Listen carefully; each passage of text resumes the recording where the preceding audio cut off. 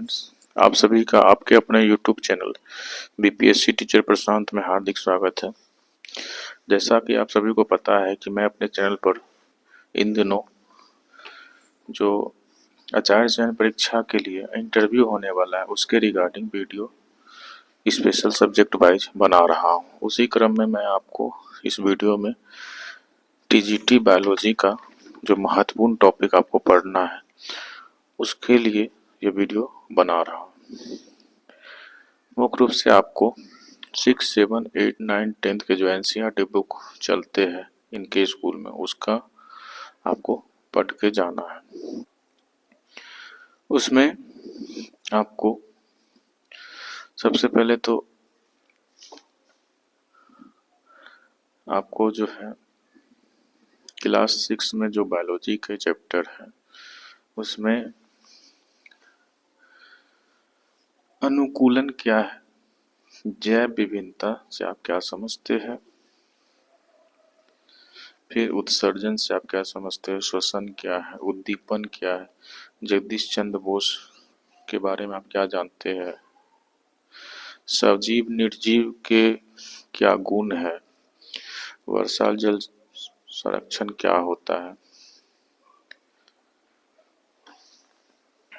स्वपोषण क्या है, विषम पोषी जीव किसे कहते हैं, उसके बाद परपोषी क्या है, परजीवी क्या है, शैवाल, मृतजीवी, कवक, सहजीवी संबंध क्या है, राइजोबियम, कीट बक्षी पादप के बारे में आपकी जानकारी होनी चाहिए।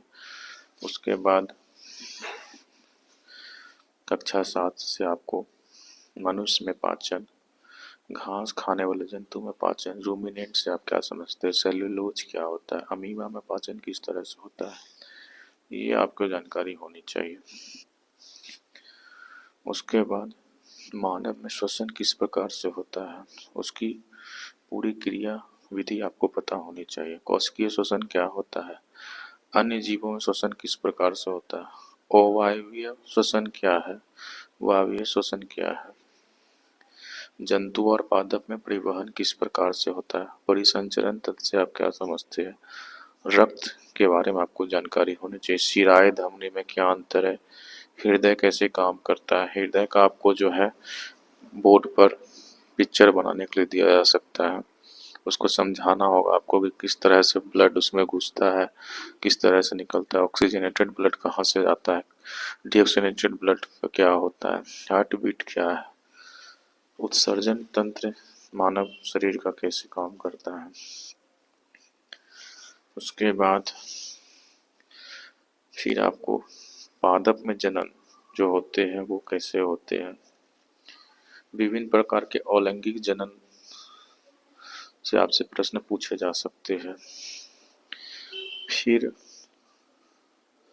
कक्षा 8 में आपको सूक्ष्म जीव के बारे में पढ़ना जिसमें जीवाणु, कवक, प्रोटोजोआ, शैवाल, विषाणु सभी के बारे में आपको पढ़ना है। एंटीबायोटिक क्या होता है, वैक्सीन से आप क्या समझते हैं, संचरणीय रोग क्या होता है, सूक्ष्म जीव से होने वाले रोग मनुष्य में कौन कौन से हैं और पौधों में कौन कौन से हैं ये पूछे जा सकते हैं। नाइट्रोजन चक्र के बारे में भी प्रश्न आ सकते हैं। रेड डाटा बुक क्या होता है, प्रोजेक्ट टाइगर क्या है। उसके बाद जंतुओं में जनन, लैंगिक जनन से आप क्या समझते हैं, नर जनन अंग कौन कौन से है, मादा जनन अंग क्या है, उसके क्या क्या कार्य है, निषेचन किसे कहते हैं, जायगोट क्या होता है, बाह्य निषेचन और आंतरिक निषेचन में क्या अंतर है, भ्रूण क्या होता है। उसके बाद किशोरावस्था से भी प्रश्न आ सकते हैं कि पुरुष और महिला में क्या क्या परिवर्तन होता है, हार्मोन्स कहाँ से उत्सर्जित होते हैं, क्या क्या कार्य है, पुरुष हार्मोन महिला हार्मोन के बारे में आपसे पूछा जा सकता है। उसके बाद आपको क्लास 9th में जो है कोशिका के विभिन्न अंग से प्रश्न पूछे जा सकते हैं, उसके खोजकर्ता कौन थे, पादप कोशिका और जंतु कोशिका में क्या क्या अंतर है, प्रोकैरियोटिक और यूकैरियोटिक सेल में क्या डिफरेंस है, कोशिका विभाजन क्या होता है। फिर आपको उत्तक के बारे में पढ़ना है कि पादप उत्तक और जंतु उत्तक में क्या क्या अंतर है, कौन कौन से पादप उत्तक होते हैं और कौन कौन से जंतु उत्तक होते हैं। उसमें जंतु उत्तक में आपको रक्त उत्तक और तंत्रिका उत्तक पर विशेष ध्यान देना है।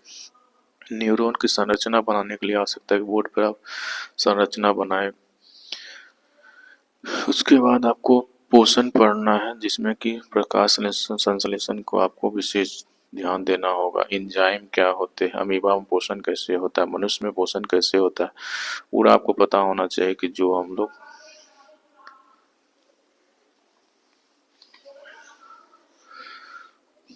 मनुष्य में जो मुंह से खाना खाते हैं उसके बाद जो स्मॉल इंटेस्टाइन में पच जाता है पूरी तरह से, उसका सारी प्रक्रिया पता होना चाहिए, कौन कौन से एंजाइम भाग लेते हैं। श्वसन की जानकारी होना चाहिए कि किस प्रकार से जो है ऑक्सीजन लेकर जो है हम लोग जो ऊर्जा बनती है वो प्रक्रिया क्या है, ग्लूकोज का विखंडन कैसे होता है। अवायवीय श्वसन और वायवीय श्वसन में क्या अंतर है, दोनों का प्रोडक्ट क्या क्या बनता है।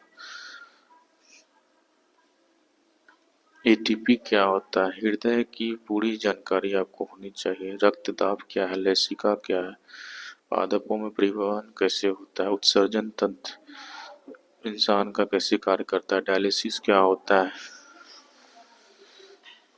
किडनी कैसे काम करता है, हमारा जो शरीर का उत्सर्जन तंत्र है उसमें कौन कौन से अंग होते हैं, ये आपसे पूछा जा सकता है।